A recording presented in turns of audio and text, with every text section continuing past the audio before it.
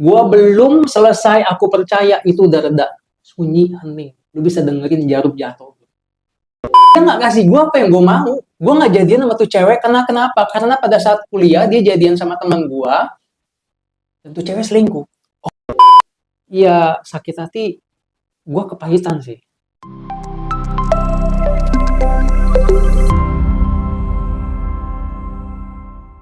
Gua belum selesai, aku percaya itu udah reda.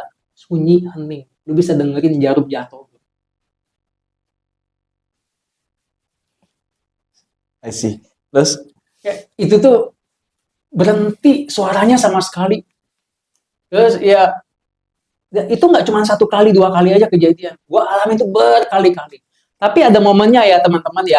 Ada momennya di mana gue masih sampai 2 kali, 3 kali, 4 kali rosario. Kadang-kadang gue rosario sambil naik motor juga. Gue pergi ke kampus atau kemana gitu. Gue nggak tenang sama bokap nyokap gue.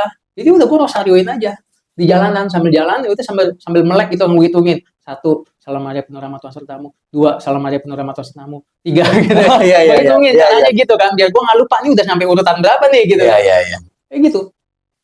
Bisa sampai berkali-kali. Nah,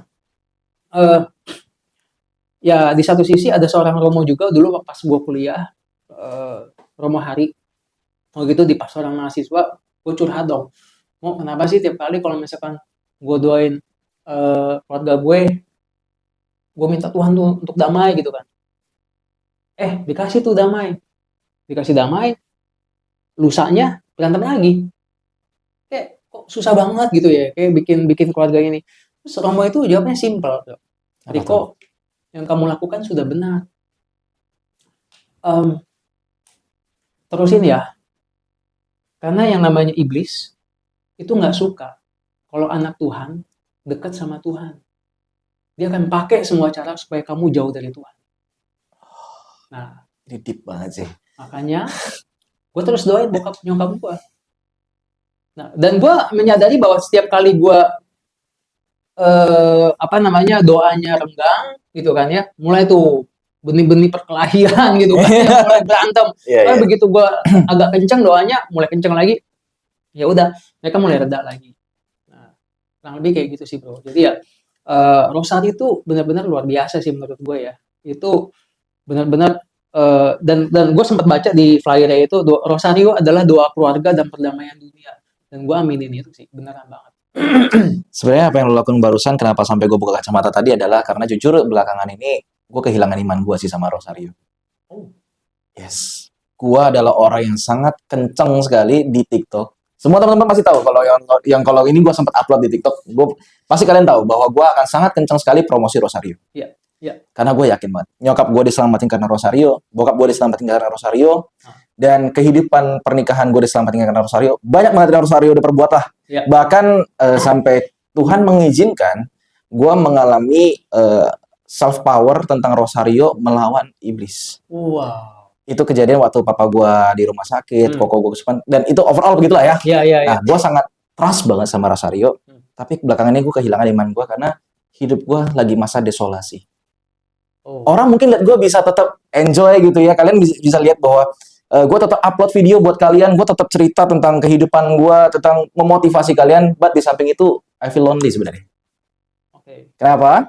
Karena ya satu, gue nggak punya pembimbing. Ya selain lu, selain teman-teman PD, gue nggak punya pembimbing lain. Terus di masa kayak gini, sangat sulit untuk kayak menceritakan sesuatu yang kayak ya kalau nggak penting-penting amat, gak usah diceritain lah. Waktu orang juga berharga gitu. Ya bener dong, karena kan di masa sekarang orang lain sibuk membangun kehidupannya mereka. Dan kita juga nggak bisa langsung tiba-tiba, gue butuh lu nih gini, kan nggak bisa. Beda hal kalau 10 tahun belakang nih, mundur mungkin kita bisa. So kehidupan gue udah mulai, ya gue sebenarnya fine-fine aja sih. Kalau mau dibilang bersyukur, gue fine-fine. Gue bisa menikmati atap yang luar biasa, punya istri yang cakep, seperti kata Amsal, gue bersyukur. Tapi ada satu hal yang sudah gue doakan rosario selama 2015 sampai sekarang, belum terkabul, itu adalah di bidang pekerjaan. Gua rasa lu sangat tahu lah, karena Koko mengikuti gua udah sangat lama.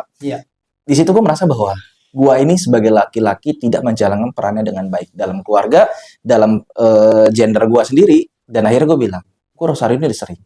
Bahkan ketika gua rosario kok kayaknya nothing happens. Gua merasa bahwa kayaknya gua nggak perlu lagi doa rosario.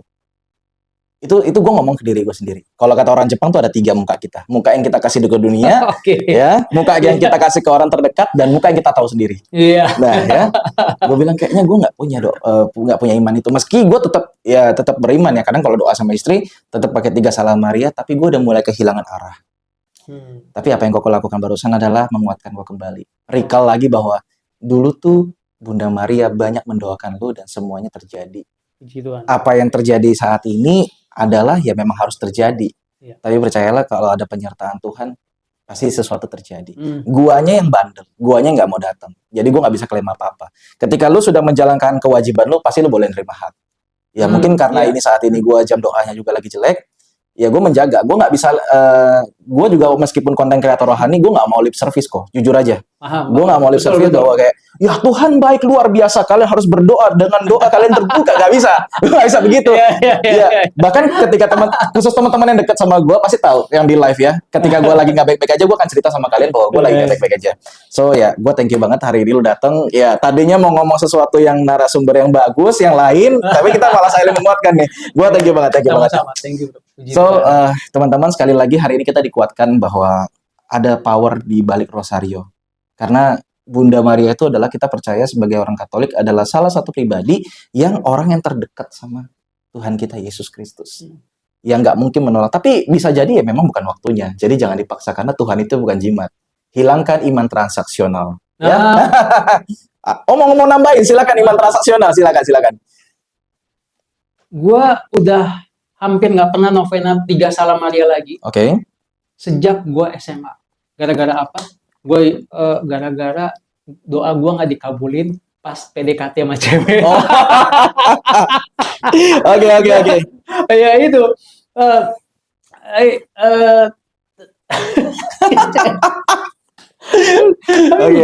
abis itu gue sadar gitu kan, itu sesuatu yang salah gitu.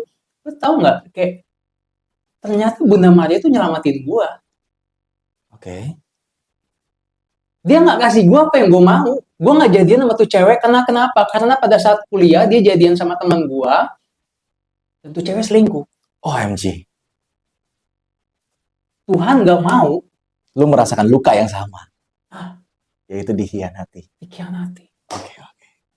Itu kenapa Tuhan nggak kasih, mungkin permintaan gue, nggak kasih permintaan lu, nggak kasih permintaan teman-teman, ya karena ada sesuatu yang baik di balik itu semua. Gue disadarin banget pas tuh teman gue datang ke rumah gue, dia cerita, cewek gue selingkuh. Itu cewek yang dulu gue suka. Dalam hati tuh gue, dalam hati tuh. Muka ketiga nih. Kan cewek yang gue suka dulu. Oke. Serius gitu. Terus, yaudah dia cerita lah teman gue itu. Oke. Dan dari situ, habis dia cerita selesai, gue masuk ke rumah, gue doa, gue bersyukur sama Tuhan, puji Tuhan. Gue bukannya jelek-jelekin teman gue atau si itu deh, tapi gue bersyukur akan bahwa Tuhan tuh jagain gue. Ya, tapi pada akhirnya mereka menikah. I see. Ya Tuhan kasih inilah penguatan juga untuk teman gue itu, dan ya akhirnya mereka menikah. Luar biasa kan, ada pengampunan di situ, mereka bisa balik lagi dan mereka menikah, sekarang udah punya beberapa anak. I see. Ya mungkin memang cocoknya sama dia karena dia tangguh mungkin. Gue dulu nggak tangguh gitu. Nggak setangguh dia mungkin ya. Tapi kalau sekarang gue aja lebih tangguh nih kayaknya. Oke. Jangan dikhianati juga lah Pak. Jangan. Oke. Di sini teman-teman. Bukan di sini ya teman-teman. Oke. Back to topic kok. Tadi kan kita bicara soal pelayanan. Di dalam pelayanan ini biasanya kan yang suka ngomong itu umat sering kecewa sama orang pelayanan. Ya dong. Iya. Dateng, udah dijustifikasi, kalau enggak dikira baik, ternyata malah sama aja kayak orang dunia. Kita balik nih. Lu sebagai orang pelayanan 21 tahun, bagi dong pengalaman. Pernah nggak ditusuk dari belakang sama orang pelayanan nih? Oke, kita perhalus. Pernah nggak dikecewakan sama orang pelayanan? Gila. Dia nembaknya cepet banget loh. Jelek gitu kan. Pernah. Gue pernah.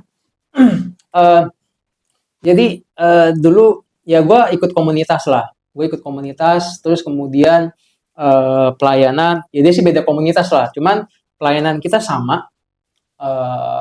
pelayanan kita sama, memberitakan firman Tuhan. Nah, lalu suatu kali gue bilang, gue cerita sama dia dong. Dia pegang posisi juga lah, dia ada jabatan juga lah di di hierarki gereja lah. Oke. Terus gue tanya sama dia, gue mau pindah komunitas nih. Menurut lu gimana? Karena di komunitas gue yang sekarang, ya yang waktu itu gue emang mesti pindah. Kenapa? Karena pertama gap usia. Gue 30-an something berhadapan dengan yang belasan tahun. Oh, itu nggak nyambung dong. Gap generasi sebenarnya. Yeah. Jadi ada satu generasi yang hilang di tengah-tengah. Yang di tengah-tengah yang 20-an ada nggak? Ada juga, tapi sedikit, nggak terlalu banyak. Makin 20-an, 24-an ke bawah lah. Jadi kayak gue, dan di satu sisi gue sendiri juga merasa kayaknya gue stuck nih, bertumbuh. Gue harus cari sesuatu yang bisa kasih jiwa gue makan. Nah, gue nemukan satu komunitas yang lain, dan gue bertumbuh lah di dalamnya lah. Akhirnya gue stay di sana. Terus gue tanya sama dia, gimana nih soal pelayanan gue lah khususnya. Kita kan sama nih, lu sama gue kan sama nih. Terus gimana dong? Oh ya, nggak apa-apa Riko. Lu kan lihat dong, contohnya si Cici yang satu itu tuh. Sorry ya, gue nggak bisa sebut nama nih. Iya, nggak boleh dong, jangan nyebut brand. Kecuali brand sponsornya. Oke. Nah, si Cici yang satu itu tuh, lihat aja dia udah nggak jadi anggota, tapi dia ini masih tetap pelayanan. Oke. Wow. Jadi pembina lah, terus kemudian masih ngasih sharing lah gitu kan. Terus oke, yaudah, gue tenang dong, kalem dong. Yaudah gitu kan. Nggak lama kemudian gue dikasih kabar sama teman baik gue. Ini udah kental banget deh, teman SMA gue, satu meja sama gue di kanan, dia kiri, ini bangkunya satu meja kita. Jadi apa-apa ngobrol lah, kita cerita. Dia tahu keluarga gue banyak, keluarga gue dari A sampai Z, gue juga tahu dia lah, cowok gitu kan. Jadi ini best friend gue lah. Dia akhirnya join di komunitas tempat gue juga. Nah, terus di komunitas gue yang lama itu, udah dia aktif, dan kemudian dia pergi ke pertemuan lah. Terus kemudian ketemu sama si orang yang itu, yang nusuk gue tuh. Okay. Dia bilang begini, lu masa sih kalau misalkan pelayanan lu mau ngundang orang yang kagak jelas? Gue kagak jelas dari mana? Gue belajar sama lu, gue lulus sama lu, lulusan dari lu. Gue boleh self-claim ya, gue lulusan terbaik ketiga. Ini asumsi gue. Tapi asumsi gue punya landasan. Landasannya apa? Jadi ketika lulusan, kan gue sekolah tuh, belajar. Gitu kan. Ya, kursus belajar. Nah, ketika belajar, pada saat terakhir dibagiin buku khusus untuk yang dapat nilainya bagus. Oke. Yang dipanggil lah orang pertama, ibu-ibu. Ini yang bagi Romo bukan nih? Bukan. Biasanya ada Romo yang suka bagi buku. Romojo soalnya. Bukan. Oke. Dia tidak terlibat. Dia tidak terlibat. Oke. Gue juga belum kenal dia waktu itu. Nah, jadi ya perwakilan dari organisasi itulah, terus kemudian dibagiin bukunya, terus kemudian ibu-ibu yang pertama panggil tuh maju ke depan karena nilainya paling tinggi gitu kan. Terus kedua bapak-bapak, terus ketiga Pak Riko dipanggil. Nah, karena memang yang dapetin buku itu cuma nilai yang bagus. Nah, gue dipanggil yang ketiga nih, bukannya sombong. Cuman gue mikir sampai detail dan teknis itu, kenapa? Kok lu jahatin gue sih? Di depan gue lu ngomong baik, tapi sama temen gue di belakang gue lu ngomong yang jelek tentang gue. Gue kursus nih di tempatnya kalian. Gue nilai gue juga bagus, prestasi gue juga bagus dari lulusan itu. Terus kemudian kalian juga kenal sama gue tuh founder, salah satu co-founder di situ, di komunitas gue salah satu co-founder. Udah lama gue berkecimpung di situ, di dunia pelayanan daerah situ tuh area itu tuh gue udah cukup lama. Gue juga udah keliling-keliling kemana-mana. Dan ya mereka cukup kenal lah sama Riko ini siapa. Tapi kok lu gituin gua? Sesama pelayan lo. Punya jabatan, hierarki. Nah, sakit hati gak? Sakit bro. Gue kayak ya ampun, kok segitunya ya gitu. Akhirnya ya udahlah, mungkin memang udah waktunya gue pindah lah. Ya udah gue pindah di komunitas yang baru. Uh, Sebenarnya memang di komunitas ini gue udah jajal juga sih, di komunitas yang baru itu gue udah jajal, dan gue udah beberapa kali hadir, terus gue coba rutin untuk hadir juga, dan gue cukup nyaman, dan gue berpikir bahwa gue bertumbuh di situ. Nah, setelah kemudian gue melihat situasinya bahwa di komunitas gue yang lama, ya tadi gue bilang ada gap segala macam, gap usia segala macam, komunikasi juga kayak gimana. Akhirnya gue memutuskan ya udah lebih serius coba lebih sering di komunitas itu. Sampai akhirnya ada kejadian itu tadi. Ya udah gue cut, benar-benar gue yang baru. Lumayan ya kok ya rasanya. Gimana rasanya kok setelah di step dari belakang kok? Iya, sakit hati, gue kepahitan sih. Oke. Gue udah coba maafin orang ini dalam doa gue beberapa kali. Gue bilang, karena gue pernah ngalamin sama kakak gue kan. Dulu bukan di step sih, tapi gue pernah ribut. Cuman gue pertama-tama gue belajar bahwa memaafkan seseorang adalah keputusan. Itu yang lo ajarin ke gue. Bukan perasaan. Dan dulu pernah sekali, dan gue berhasil. Kali ini gue harus lakukan itu lagi. Dan ini yang paling menurut gue lebih berat sih daripada kakak gue sih sebenarnya. Karena ya sama-sama bekerja di kebun anggurnya Tuhan, tapi ya gue diperlakukan seperti itu. Terus ya udah gue bilang, Tuhan, di dalam nama Tuhan Yesus Kristus, dalam namamu Tuhan, aku mengampuni dia. Aku mengampuni dia. Aku mengambil keputusan saat ini untuk mengampuni dia di dalam nama Tuhan Yesus Kristus. Nah, ya udah, gue berikan pengampunan beberapa kali, gue doain itu juga. Tapi tahu nggak, masih sisa, masih sisa. Dan noda membandel ya. Noda bandel nih, gitu kan. Terus gue sadarnya tuh belum lama. Belum lama. Ini kayaknya masih ada sisa nih. Terus ya udah gue lakuin yang salah lagi. Gue doain lagi, dan gue sadarin juga yang jadi tanda-tandanya adalah apa? Gue jadi pemarah, bro. Nggak cuma dia doang sih, gara-gara dia doang, tapi ada yang kumpulan-kumpulan lain lagi. Dia cuma pemicunya ibaratnya ya. Bukan pemicunya, salah satunya aja. Salah satunya aja sih ya, yang memang faktor yang bikin gue jadi seperti itu. Ada beberapa faktor lain yang merubah karakter gue, akhirnya jadi pemarah gitu kan. Nah, gampang marah. Nah, terus gue liat ini luka batin nih sih. Bukan karena apa-apa yang lain ya, tapi gue telisik ini ke dalam hati gue sendiri. Gue renungkan, gue refleksikan, oke, penyebabnya kenapa gue suka marah-marah seperti ini. Bini gue juga ngomong, kamu pemarah ya. Terus sampai dia ngomong 2-3 kali begitu kan. Ada yang salah nih. Ada yang salah sama gue nih, gitu kan. Terus gue ngerti lah, bini gue orangnya penyabar banget. Jadi sampai dia ngomong kayak gitu, apalagi sampai 2-3 kali ya. Nih, gue nih ngaco nih kayaknya nih. Ya udah, gue makin merenung, nggak boleh kayak gini sih. Gue sadar. Dan puji Tuhan, nah ketemunya pandemi, yeah. Kan gue nggak bisa ngaku dosa. Iya benar. Ya kan? Iya. Dibatasin.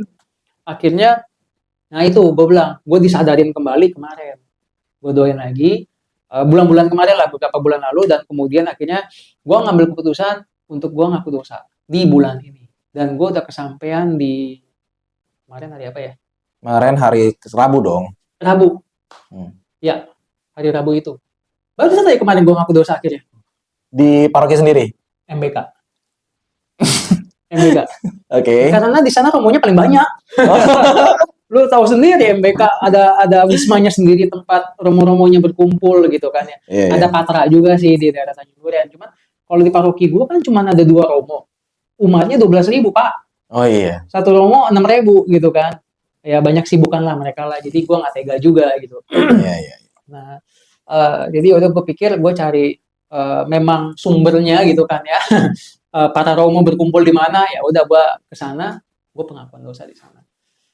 Sebenarnya udah keangkat sih setengahnya waktu gue ikut ibadah di komunitas gue yang baru ini.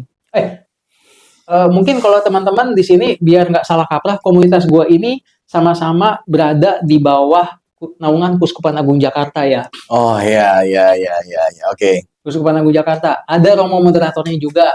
Jadi nggak keluar jalur nih ya. Nggak keluar jalur. Masih di Katolik nih ya. Masih. Oke. Itu disclaimer-nya nih. Telat nih disclaimer ini. Gak apa-apa. Lebih baik telat daripada nggak sama sekali. Oke. Terus? Ya itu, gua waktu ibadah pas lagi diajak untuk menaikkan lagu gitu kan, nyanyi. Nah, di situ gue nangis. Terus kayak setengahnya tuh keangkat habis itu. Kayak gue happy. Dan akhirnya gue sadar bahwa memang ada satu hal lagi yang belum gue lakukan, yaitu pengakuan dosa. Jadilah, udah gue mulai untuk ngaku dosa dan rasanya lebih plong. Gue seakan seperti merasakan diri gue yang dulu balik. Maksudnya kayak bukan ini ya, kayak lebih bisa nahan diri, lebih menguasai diri, lebih sabar. Mau dengerin orang tuh sampai selesai. Nah, ini jujur teman-teman, gue kadang-kadang kalau sama nyokap di rumah, ya gue ada luka batin juga sama nyokap, tapi itu udah kelar juga sih. Nah, cuman kadang-kadang nyokap belum selesai ngomong, gue langsung potong gitu kan, terus ya udah nyokap sih orangnya sabar ya, puji Tuhan sih sabar. Jadi di sini akhirnya gue lebih sadar, mulai pelan-pelan berkurang dari yang setengah 50% hilang tuh bebannya, terus gue jadi lebih baik, lebih sabar.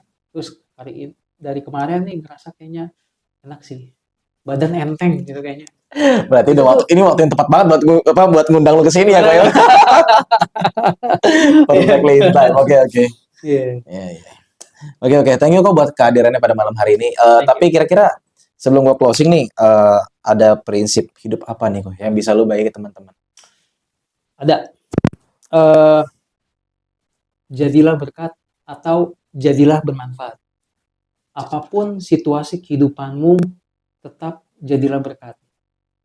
Karena di situ kamu akan merasakan bahwa kamu kepenuhan akan misi hidupnya kamu. Karena kita memang kan dilahirkan ke dunia ini untuk menjadi bermanfaat untuk orang lain. Meskipun mungkin dunia ini nusuk kamu dari belakang.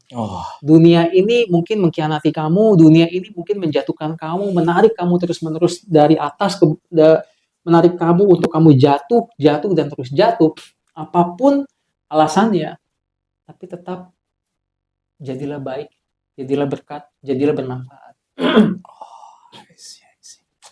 Thank you teman-teman. Malam ini kita dapat banyak banget insight dari seorang Koriko. Itulah kenapa dari awal gue udah klaim ini tamu agung, nggak main-main ya. Oke teman-teman, Koriko, thank you buat malam hari ini. Thank you juga, Fian. Gue mau closing dan closing statement gue pada malam hari ini adalah yang pertama, kalian jangan pernah meremehkan kuasa Rosario, karena saya adalah tersangka yang meremehkan kuasa doa Rosario, meskipun saya adalah seorang pelaku firman juga yang sudah menggembar-gemborkan bahwa Rosario itu sangat luar biasa. Itu yang pertama. Yang kedua, bahwa setiap manusia itu bisa melukai, nggak cuma orang pelayanan atau umat biasa, ataupun kalian, ya siapapun itu kalian bisa saling melukai. Kalau biasanya umat terluka sama orang pelayanan juga sama-sama bisa melukai. Kenapa? Karena firman Tuhan bilang besi menajamkan besi, manusia menajamkan sesamanya. Hidup itu adalah proses, setiap manusia punya karakter yang berbeda-beda, tetapi kita cukup memandang Tuhannya aja. Kita cukup memandang Tuhannya aja, bahwa kita fokusnya mau melayani Tuhan, kita fokusnya mau bangun relasi sama Tuhan, ya udah yang lain pinggirin. Yang menyakiti ya udah, seperti Koriko tadi, kita mengampuni, nggak gampang ya kok ya, nodanya bandel ya, pakai krim ekonomi jangan lupa, nih gue sampai sebut merek nih. Oke. Terus yang ketiga lagi, bahwa nikmati setiap proses hidup sih, itu yang paling penting. Dan thank you buat malam ini. Kita tutup insight kita pada malam hari ini karena kita sudah banyak insight. Jangan lupa untuk subscribe video ini, share, komen, dan like video ini, dan jangan lupa nyalain loncengnya ya. Mau nambahin? Udah. Oke, kita tutup. Oke. Bye-bye teman-teman. God bless. God bless.